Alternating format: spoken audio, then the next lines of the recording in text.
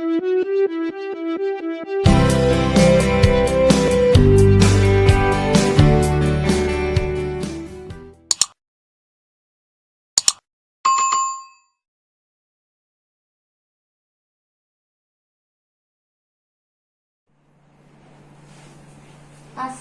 আলাইকুম প্রিয় শিক্ষার্থীবৃন্দ, তোমরা সবাই ভালো আছো? আমিও আল্লাহর রহমতে ভালো আছি। আমি আলমডাঙ্গা সিদ্দিকিয়া আলিম মাদ্রাসা কর্তৃক আয়োজিত অনলাইন ভিত্তিক ক্লাসে উপস্থিত হয়েছি। আমি মোসাম্মদ লাইলা নাসরিন। আজকে আমি দশম শ্রেণীর রসায়ন পাঠের রসায়ন বইয়ের পঞ্চম অধ্যায়ের রাসায়নিক বন্ধনের কিছু বেসিক জিনিস নিয়ে আলোচনা করব। তো আমরা জানি যে বন্ধন স্পেসিফিক ভাবে বন্ধন তিন প্রকার।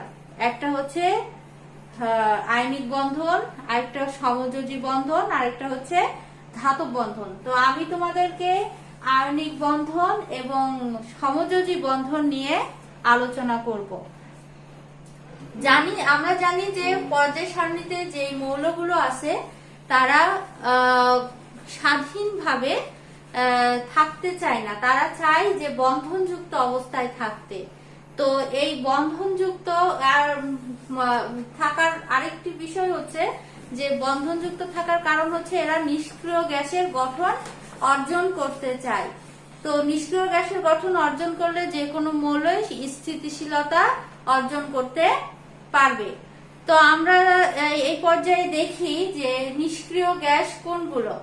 তো নিষ্ক্রিয় গ্যাস হচ্ছে যেমন ধরো হিলিয়াম একটি নিষ্ক্রিয় গ্যাস, তার পারমাণবিক সংখ্যা হচ্ছে 2, তার ইলেকট্রন বিন্যাস হচ্ছে 2। এবং হিলিয়াম নিয়নের পারমাণবিক সংখ্যা 10, ইলেকট্রন বিন্যাস হচ্ছে 2, 8। এবং হিলিয়াম নিয়ন আর্গনের পারমাণবিক সংখ্যা 18, এর ইলেকট্রন বিন্যাস হচ্ছে 2, 8। আর্গন ক্রিপ্টন হচ্ছে 36, এর ইলেকট্রন বিন্যাস হচ্ছে 2, 8, 18, 8।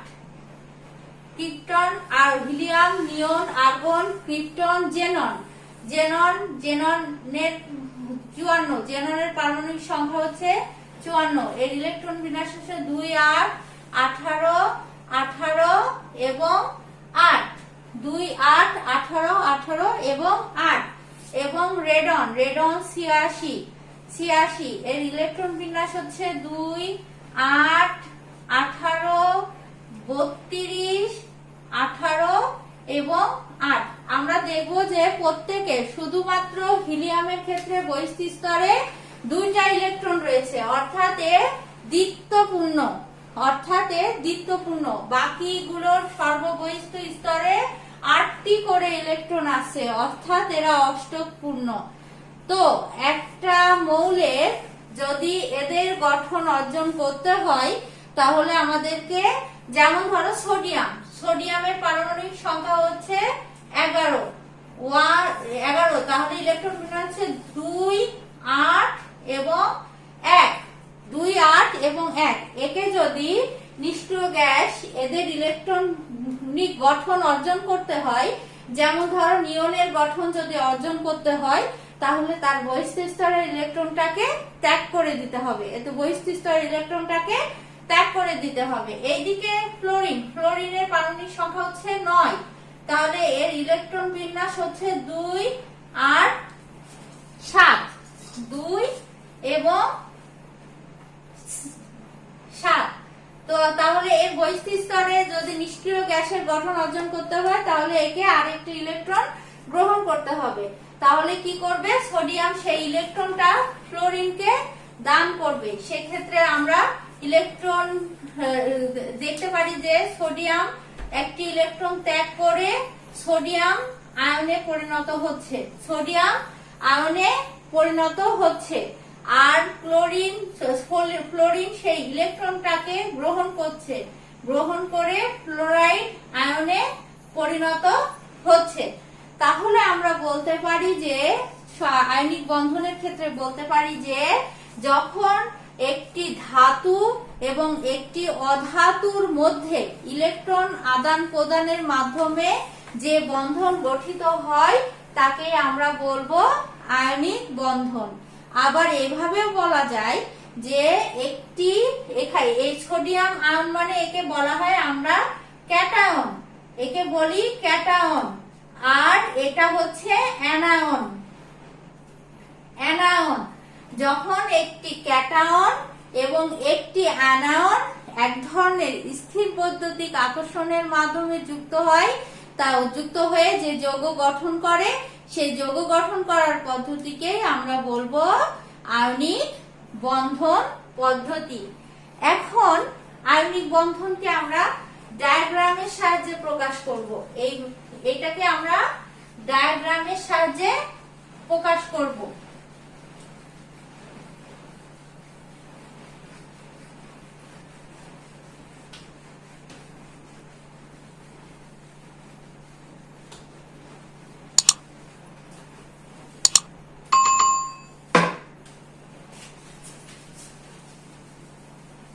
এটাকে আমরা ডায়াগ্রামের সাহায্যে প্রকাশ করলে দেখা যায় যে সোডিয়ামের ইলেকট্রন ডায়াগ্রামে দেখা যায় যে সোডিয়ামের প্রথম স্তরে আছে 2টা ইলেকট্রন, তার দ্বিতীয় স্তরে আছে 8টা ইলেকট্রন।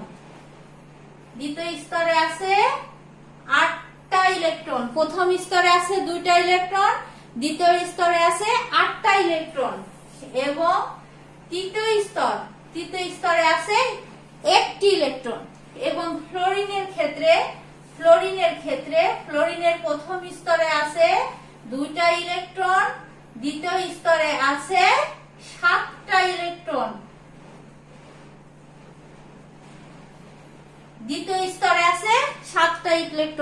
সোডিয়াম কি করবে? তার ইলেকট্রনটাকে ফ্লোরিনকে দান করবে এবং সোডিয়াম আর ফ্লোরিন দুইজন ইলেকট্রন আদান প্রদানের মাধ্যমে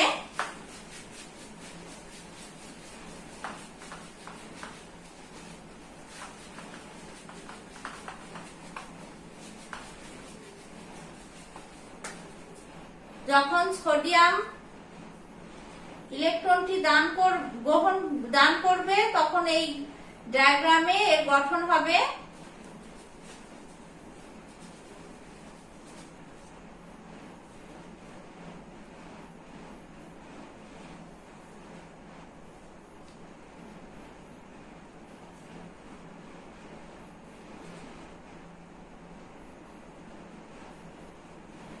সোডিয়াম ধনাত্মক আয়ন এবং ফ্লোরিনের গঠন হবে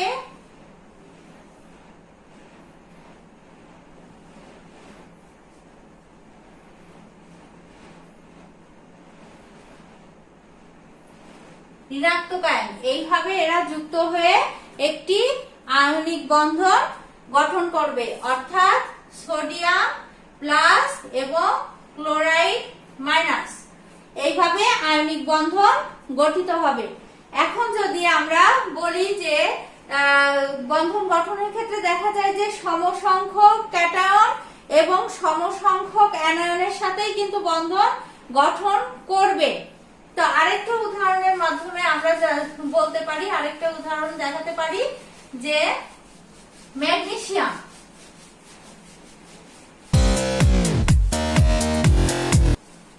ম্যাগনেসিয়ামের ইলেকট্রন বিন্যাস করলে দেখা যায় যে 2 8 2 এবং অক্সিজেন, ম্যাগনেসিয়াম এবং অক্সিজেন 8, অক্সিজেনের ক্ষেত্রে দেখা যায় যে 2 6। অর্থাৎ যদি আমরা ম্যাগনেসিয়ামকে নিয়নের মতো গঠন পাইতে চাই, নিয়নের মতো গঠন অর্থাৎ নিয়ন 10 2 8 এই গঠনটি পেতে চাই, তাহলে আমাদেরকে ম্যাগনেসিয়ামকে 2টা ইলেকট্রন ত্যাগ করতে হবে। আর অক্সিজেনকে যদি আমরা নিয়নের গঠন পেতে চাই তাহলে অক্সিজেনকে ওই 2টা ইলেকট্রন গ্রহণ করতে হবে। তাহলে এটা আমরা ডায়াগ্রামের সাহায্যে প্রকাশ করতে পারি।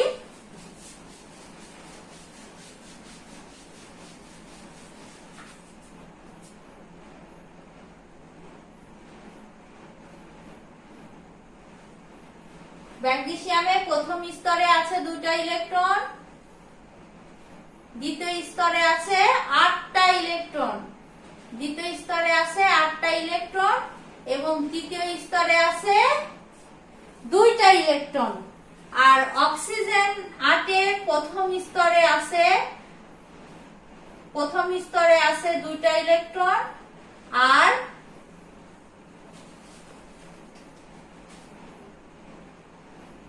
দ্বিতীয় স্তরে আছে 6টা ইলেকট্রন, দ্বিতীয় স্তরে আছে 6টা ইলেকট্রন। তাহলে সেক্ষেত্রে কি হবে, এই যে এই ম্যাগনেসিয়ামের ইলেকট্রনটি অক্সিজেনকে, ইলেকট্রন দুটিকে অক্সিজেনকে দান করবে, দান করে ম্যাগনেসিয়াম অক্সাইড আয়ন গঠন করবে, ম্যাগনেসিয়াম অক্সাইড যৌগ গঠন করবে। তো এই ক্ষেত্রে আমরা ডায়াগ্রামের সাহায্যে এদের বন্ধনটা এভাবে প্রকাশ করতে পারি যে ম্যাগনেসিয়াম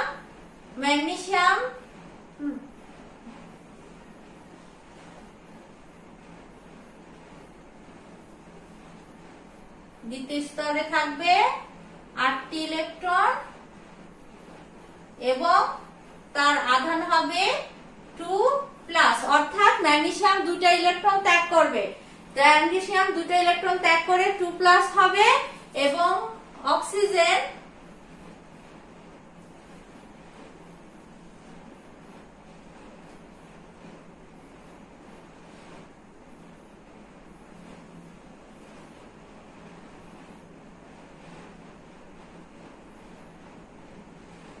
ওই 2টা ইলেকট্রন গ্রহণ করে অক্সাইড আয়ন গঠন করবে, অর্থাৎ ম্যাগনেসিয়াম 2+ এবং অক্সিজেন 2- গঠন করবে।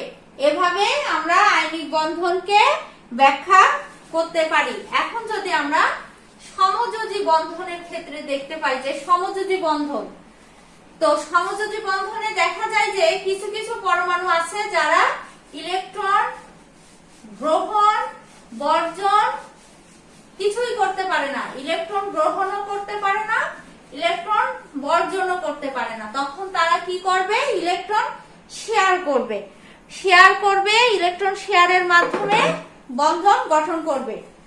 তো ইলেকট্রন শেয়ার বলতে যেমন ধরেন দুইজন ব্যক্তি একটা বিজনেস শুরু করলো, দুজনই সমপরিমাণ টাকা দিল কিন্তু দুজনই একই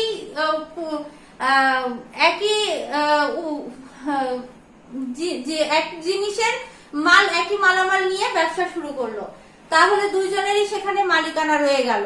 তো এইভাবে সমযোজী বন্ধন হচ্ছে যখন কোন দুটি পরমাণুর মধ্যে ইলেকট্রন আদান প্রদান হয় না, তখন তারা কি করে, ইলেকট্রন শেয়ার করে। ইলেকট্রন শেয়ারের মাধ্যমে যে বন্ধন গঠিত হয় তাকে বলা হয় সমযোজী বন্ধন। অর্থাৎ দুটি অধাতুর মধ্যে যে বন্ধন, দুটি অধাতুর মধ্যে ইলেকট্রন শেয়ারের মাধ্যমে যে বন্ধন গঠিত হয় তাকে বলা হয় সমযোজী বন্ধন।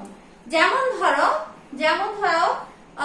হাইড্রোজেন, দুইটা হাইড্রোজেনের বহিস্থ স্তরে আছে একটি ইলেকট্রন, একটা হাইড্রোজেনের বহিস্থ স্তরে আছে একটি ইলেকট্রন, অপর হাইড্রোজেনের বহিস্থ স্তরে আছে একটি ইলেকট্রন। এরা কি করবে, একে দান করবে, একে শেয়ার করবে, একে শেয়ার করবে করে একটা বন্ধন গঠন করবে।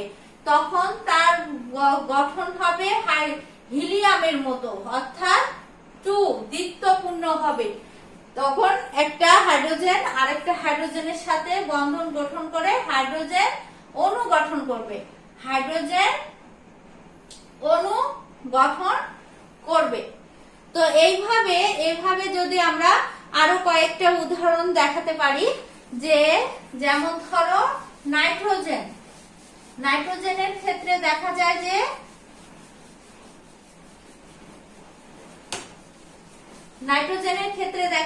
নাইট্রোজেনের ডায়াগ্রাম দেখলে আমরা বুঝতে পারবো যে নাইট্রোজেনের পারমাণবিক সংখ্যা কত। নাইট্রোজেনের পারমাণবিক সংখ্যা হচ্ছে 7, অর্থাৎ 2 এবং 5।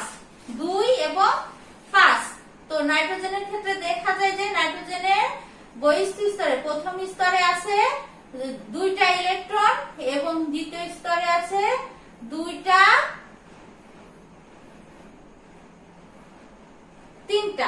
তিনটা মুক্ত ইলেকট্রন রয়েছে।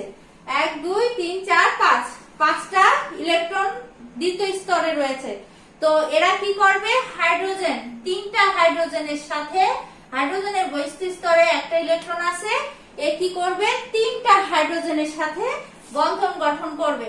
তো এ আরো আরেকটা হাইড্রোজেনের সাথে বন্ধন গঠন করবে, তিনটা হাইড্রোজেনের সাথে বন্ধন গঠন করে তৈরি করবে অ্যামোনিয়া। এর নাম হচ্ছে অ্যামোনিয়া। অ্যামোনিয়াও একটা সমযোজী যৌগ।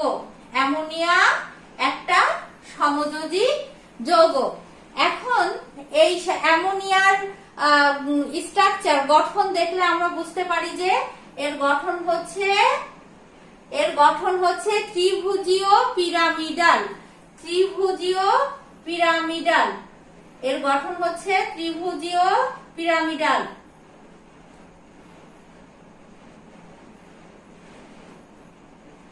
আর এর মাথায় দুটো ইলেকট্রন থাকবে। এই ইলেকট্রন দুটোকে আমরা বলবো লোন পেয়ার ইলেকট্রন বা মুক্ত জোড় ইলেকট্রন। এই দুটো ইলেকট্রনকে আমরা বলবো মুক্ত জোড় ইলেকট্রন। এই দুটো ইলেকট্রন নাইট্রোজেনের উপর থেকে যাবে। এইভাবে নাইট্রোজেন একটা ত্রিভুজীয় পিরামিডাল গঠন তৈরি করবে।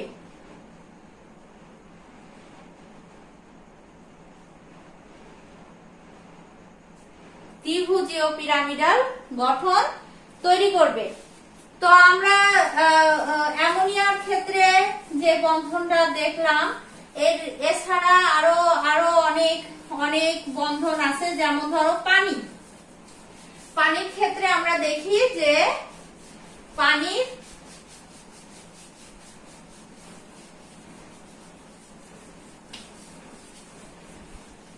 পানির ক্ষেত্রে দেখি যে পানিতে থাকে হাইড্রোজেন আর অক্সিজেন। হাইড্রোজেনের বহিস্থ স্তরে আছে কয়টি ইলেকট্রন, হাইড্রোজেন এবং অক্সিজেন। হাইড্রোজেনের একটা ইলেকট্রন, তার মানে বহিস্থ স্তরে আছে একটা ইলেকট্রন। আর অক্সিজেনের ক্ষেত্রে 8, অর্থাৎ 2টা এবং 6টা। এর স্ট্রাকচার দেখলে বোঝা যায় যে এর বহিস্থ স্তরে আছে 2টা এবং 6টা, এবং কিন্তু অক্সিজেনের বহিস্থ স্তরে দুইটা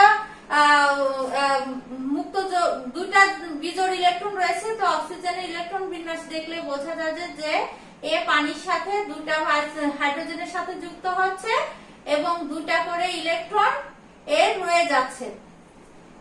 তো আমরা পানির গঠন হচ্ছে এর গঠন হচ্ছে পানির গঠন হচ্ছে কৌণিক আকৃতির। পানির গঠন হচ্ছে কৌণিক আকৃতি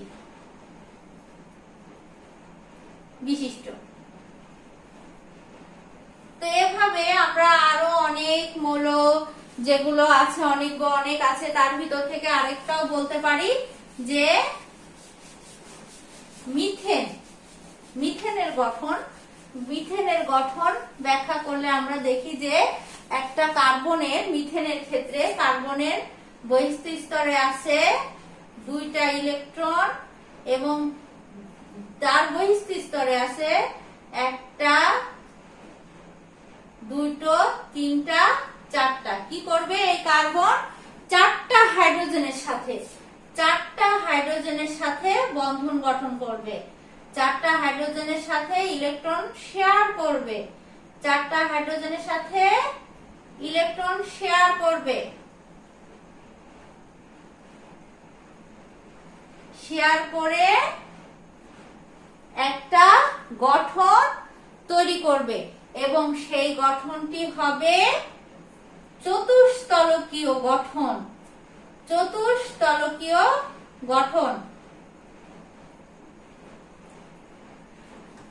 চারটা হাইড্রোজেনের সাথে যুক্ত হয়ে চতুস্তলকীয় গঠন তৈরি করবে। তো এই পর্যন্তই আজকে।